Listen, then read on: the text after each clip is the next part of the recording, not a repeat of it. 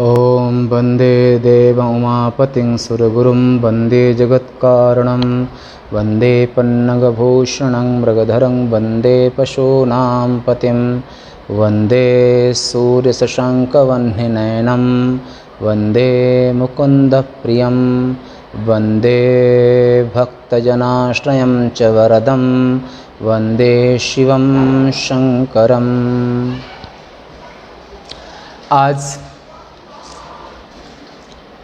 कुछ समय छूटा हुआ था, कई लोगों के फ़ोन भी है, कई लोगों की इच्छा अनुसार के शिवपुराण सुनने की इच्छा कई लोगों की है। तो बीच में आपने विदुर संहिता को वहाँ पर सुना था, बीच में वो छूट गया था बीच में। तो सबकी इच्छा को ध्यान रखते हुए सब ने वो बता के शिवपुराण सुनना चाहते हैं। तो यहाँ पर ऐसा आज से आरंभ करते हैं। ये तो इसमें आप पहला प्रश्न हो गया था। अभी ये रुद्र संहिता, पहले विद्युत संहिता थी, अभी द्वितीय रुद्र संहिता, और रुद्र संहिता के पार्वती खंड चल रहा है। इसमें अध्याय 52 का आज प्रसंग है। तो पहले प्रसंग निकल चुका है, वो आप पीछे देख लेंगे, समय को फिर बाद में देखा निकल गया, बाद में फिर दोबारा से देख लेंगे। तो जिनको सुनना है पीछे, आज से ये नया विषय यानी कि रुद्र संहिता के पार्वती खंड में 52वें अध्याय से महादेव का पाणिग्रहण संस्कार हो चुका है, बारात वापस आ रही है। इस प्रसंग को आगे बढ़ाते हैं। ब्रह्मोवाच अत शैलवरस्तात हिमवान भाग्यसत्तमः प्रांगणं रचयामास भोजनार्थं विचक्षणः। ब्रह्मा जी ने कहा, हे नारद, तात परम भाग्यशाली बुद्धिमान गिरिराज हिमालय ने बारातियों को भोजन कराने के लिए आंगन को सजाया, अपने राजमहल को। ये और महादेव का जो वास है वो जहाँ से गंगा जी निकलती हैं, माने गौमुख से ऊपर में महादेव का समाधि स्थल है। और ये जो ऊपर के पास से देखा जाए तो केदारनाथ, बद्रीनाथ और गंगोत्री पास में है। और गंगोत्री क्षेत्र के ऊपर में यही जगन माता पार्वती ने तप किया। गंगोत्री के तपोवन जिसे कहते हैं, गंगोत्री से ऊपर में है वो। तो वहाँ पर और जो केदारनाथ और बद्रीनाथ, तो जो शैल माने जो हिमालय है उसके उस तरफ में बद्री विशाल है, इस तरफ में केदारनाथ है ऊपर से। और नीचे से होके आते तो काफ़ी दूर पड़ता है, बद्रीनाथ जाने के लिए काफ़ी दूरी हो जाती है। तो ये हिमालय क्षेत्र की घटना है। और वहीं गंगोत्री के और ये तपोवन का ही प्रसंग वहाँ पर है। और वहीं पर हिमाचल यानी कि इनका पार्वती का माई का, तो उन्होंने अपने बारातियों के लिए, दामाद के लिए सुंदर सबको सजाया। वहाँ झाड़ू लगवा करके उसे भलीभांति लिपवाया। सती का माई का दक्ष हरिद्वार था और पार्वती हिमाचल, पूरा का ऊपरी भाग, पूरा हिमालय हिमाचल खंड है पूरा। और ये पूरा यानी कि जम्बू से, वहाँ से जम्बू से लेकर के अमरनाथ लेकर के गंगोत्री, यमुनोत्री, केदार, बद्री और कैलाश मानसरोवर, पूरा का पूरा हिमालय क्षेत्र है। पर ये जो महादेव का ये तपस्थली है, ये गंगोत्री के लगभग एक दिन से ऊपर लग जाता है तपोवन जाने के लिए। तो वहीं पर महादेव की तपस्थली है वो। तो और नीचे की तरफ में हिमालय वो सब बना, अपना महल उनका था, पार्वती जन्म हुआ, राजमहल है।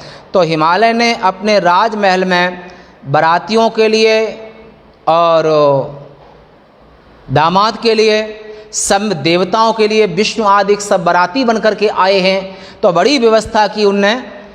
तो वहाँ सब प्रकार से अपने सुंदर साफ सुथरा वहाँ के वहाँ झाड़ू लगवा करके उसे भली भांति लिपवाया, गाय के गोबर से ना लिपवाया। विविध प्रकार की सुगंधियों से आदर पूर्वक उसे महल को सजाया, सुशोभित किया। उसके बाद हिमालय ने शिवजी के साथ में सभी देवताओं को अपने पुत्रों, मैनाक आदि अपने पुत्रों तथा पर्वतों को भेजकर सादर बरातियों को सबको बुलवाया। हे मुनि नारद, हिमालय के बुलावे को सुनकर के शिवजी, विष्णु आदि देवताओं सहित प्रसन्न होकर भोजन करने के लिए हम सब गए, ब्रह्मा जी कहते हैं। और हिमालय ने शिवजी तथा उन देवताओं को आदर तथा विधि पूर्वक प्रसन्न होकर के घर के भीतर उत्तम आसनों पर सभी देवताओं को बिठाया। अनेक प्रकार के भोज्य पदार्थों को परोसकर फिर झुककर हाथ जोड़कर आप लोग भोजन कीजिए। भोजन परोसवाया, फिर हाथ जोड़कर हिमाचल ने सबसे प्रार्थना हाथ जोड़कर की कि आप लोग भोजन कीजिए, शुरू करें। इस प्रकार जब उसने विष्णु आदि देवताओं को सम्मान दिया तो वे शिवजी को आगे करके भोजन करने लगे, सभी देवगण बराती लोग। तब वे सभी एक साथ मिलकर के बद्ध होकर के और हंसते हुए अलग अलग भोजन करने लगे। और महादेव के साथ में उनके गण भी हैं, नंदी आदि, नंदी, भृंगी, वीरभद्र आदि उस और ऐसे महादेव के गण अलग अलग खाने के लिए बैठे। वे सभी कुतूहल करते हुए भोजन करने लगे। देवता इंद्र आदि लोकपाल अनेक प्रकार के सुशोभित वे अनेक प्रकार के हास परिहास करते हुए सब बराती भोजन करने लगे। सभी मुनि, ब्राह्मण तथा भृगु आदि ऋषि, भृगु वशिष्ठ आदि ऋषि अलग अलग पंक्तियों में बैठ करके प्रेम से भोजन करने लगे।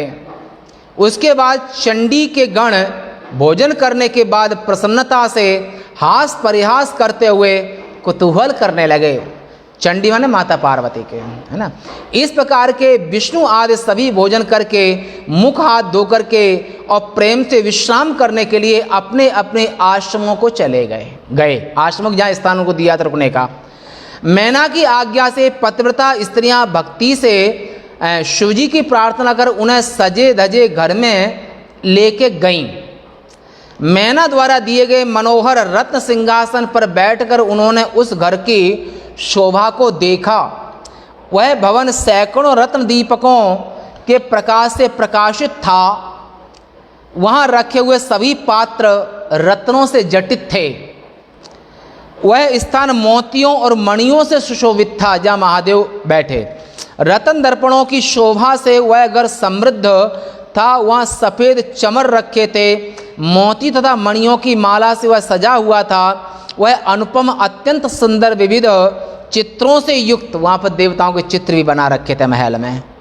और मन को प्रसन्न, ये आप पहले सुन चुके हैं इस विषय को भी, तो पूर्व में भी प्रसंग आया। तो सुंदर देवताओं के चित्र बना रखे हैं और शिवजी के वरदान से उस स्थान का प्रभाव बढ़ गया था। वह ऐसा लग रहा था मानो यह शिवलोक ही हो। अनेक सुगंधित द्रव्यों से वह सुवासित था। चंदन, अगर रखे थे तथा फूलों की सेज बिछी हुई थी। विश्वकर्मा द्वारा अनेक विचित्र चित्र उसमें बनाए गए थे। उत्तम रत्नों द्वारा रचित हार वहाँ रखे थे। कहीं देवताओं के लिए मनोहर वैकुंठ का निर्माण किया था, कहीं ब्रह्मलोक का निर्माण किया था और कहीं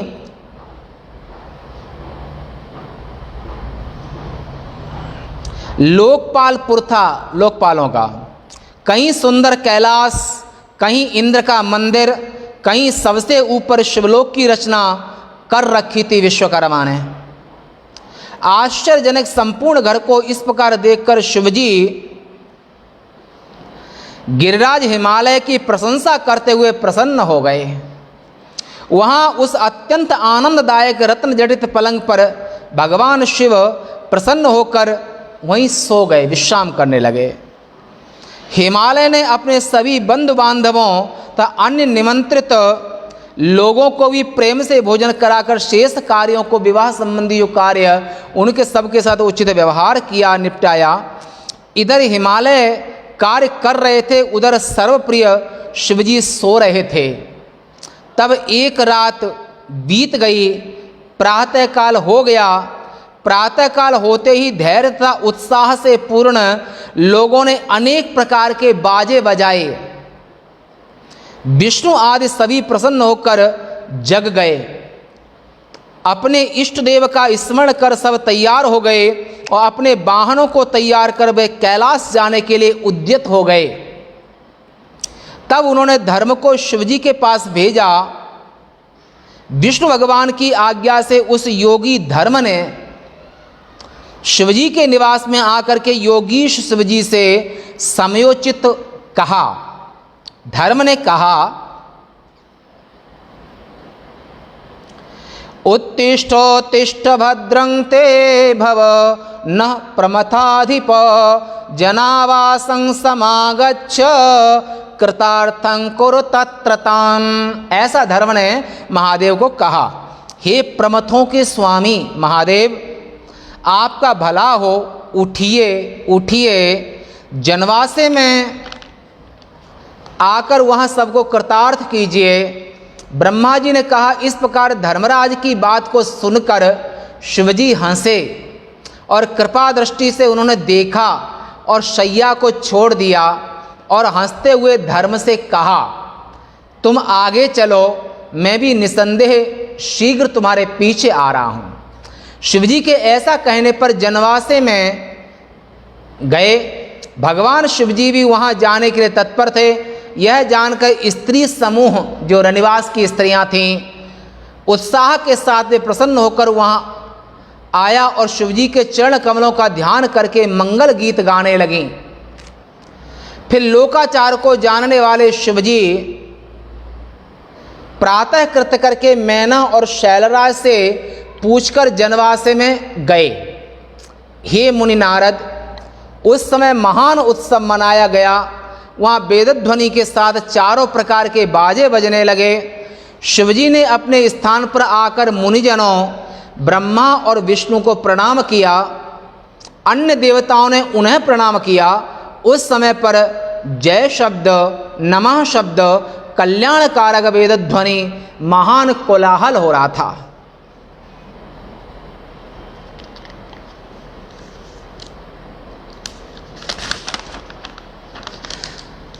ब्रह्मा जी ने कहा, 53वां अध्याय। ब्रह्मा जी ने कहा, उसके बाद विष्णु आदि देवता तपोधन मुनि आवश्यक कार्यों को करके हिमालय के घर जाने के लिए तैयार हो गए। तब हिमालय स्नान करके अपने इष्ट देव की विधि पूर्वक पूजा करके, सनातन धर्म में मूर्ति पूजा का विधान है, नगरवासी बंधुजनों को बुलाकर प्रसन्न होकर जनवासे में गए। वहाँ शिवजी की पूजा करके उसने कहा, कुछ दिन सभी बरातियों के साथ मेरे घर में रहिए। निवेदन किया हिमालय ने कि सब लोग बरातियों सहित और ठहरे यहाँ पर। शिवजी, हे शिवजी, आपको देखने से मैं निसंदेह कृतार्थ और धन्य हो गया हूँ, जो आप समस्त देवताओं के साथ मेरे घर में पधारे। इस प्रकार गिरिराज ने बहुत कुछ कहकर हाथ जोड़कर प्रणाम करके और विष्णु आदि देवताओं के साथ प्रभु को निमंत्रित किया। तब शिवजी के साथ आदर से वहां पहुंचकर विष्णु आदि देवताओं तथा मुनियों ने कहा, हे गिरिवर, तुम धन्य हो, तुम्हारा सुयश महान है।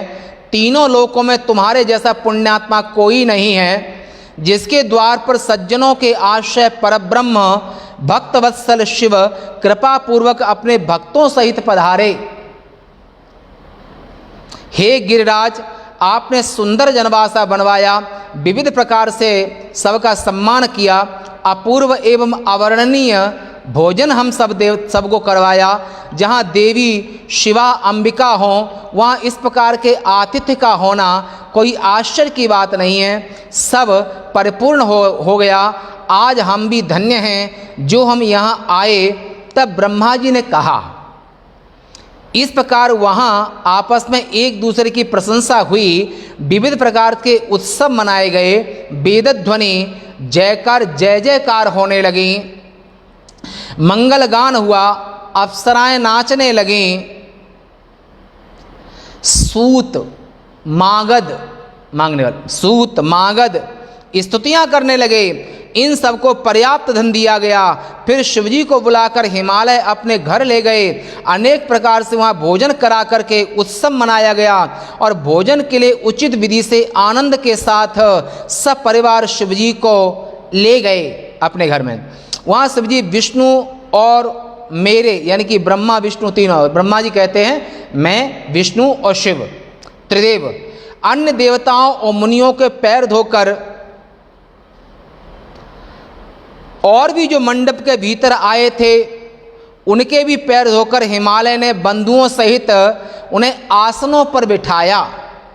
विविध प्रकार के सरस पदार्थ हिमालय ने उनके सामने परोसे। ब्रह्मा विष्णु शिव के साथ में उन सभी लोगों ने पुनः भोजन किया। अगले दिन उस समय नगर के स्त्रियों ने हंसते मुस्कराते एक दूसरे की ओर देखते हुए मृदुवाणी से बारातियों को गालियां, बारात में ये भी हिंदू यहाँ की संस्कृति भारत देश की के यहाँ पर बारातियों की गाली देने की परंपरा है, प्यार प्रेम है, लड़की पक्ष का ये भी प्रेम है, कोई बुरा नहीं मानता है।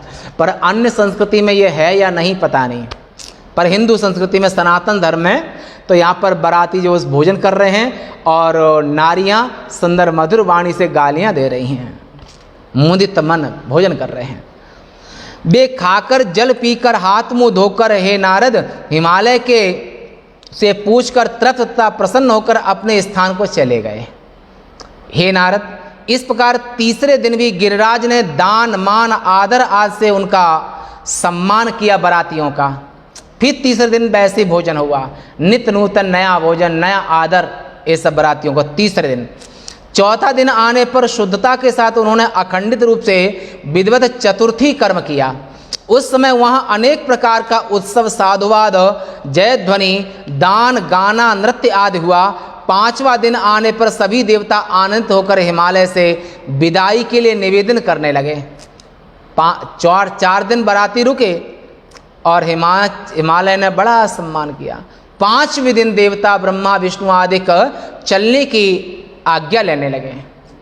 यह सुनकर हिमालय ने हाथ जोड़कर देवताओं से कहा, हे देवताओं, कुछ दिन कृपा करके मेरे यहाँ रहिए। ऐसा कहकर प्रेम से हिमालय ने उन देवताओं को, शिव जी को, विष्णु को और ब्रह्मा जी को और लोगों को बहुत दिनों तक आदर से अपने यहाँ टिकाया। आगे भी इस प्रकार उनको वहाँ रहते हुए जब बहुत दिन बीत गए, बारात को देवताओं को काफी दिन बीत गए, तब देवताओं ने हिमालय के पास सप्त ऋषियों को भेजा, वशिष्ठ आदि। उन्होंने हिमालय और मैना को समयोचित बातों से समझाया और शिवजी की प्रशंसा करते हुए उन्हें शिवतत्व बतलाया। हे मुनि नारद, उनके समझाने से शिवजी ने यात्रा स्वीकार कर ली। तब देवताओं सहित शिवजी ने गिरिराज के पास गए। जब देवताओं के स्वामी शिवजी जाने के लिए तत्पर हुए तब मैना जोर से रोने लगी। जब शिवजी ने जाने के लिए कहा तो मैना का दिल भर आया और बेटी की विदाई को याद करके वो रोने लगी। कृपा निधि महादेव से मैना ने कहा, हे दयालु, दया करके मेरी शिवा की रक्षा कीजिए। पार्वती 1000 अपराध भी करे तो उन्हें क्षमा कर दीजिएगा। यह मेरी कन्या प्रत्येक जन्म में आपके चरण कमलों की भक्त है, जन्म जन्म की दा। ये आपकी सदा शंभ अर्धंग निवासिन माता मैना ने कहा, हे महादेव, ये आपकी हर जन्म में आपकी पत्नी होकर रही हैं और हर जन्म में आपकी भक्त हैं हर जन्म की। यह आपके अतिरिक्त सोते जागते दूसरे का स्मरण नहीं करते हैं।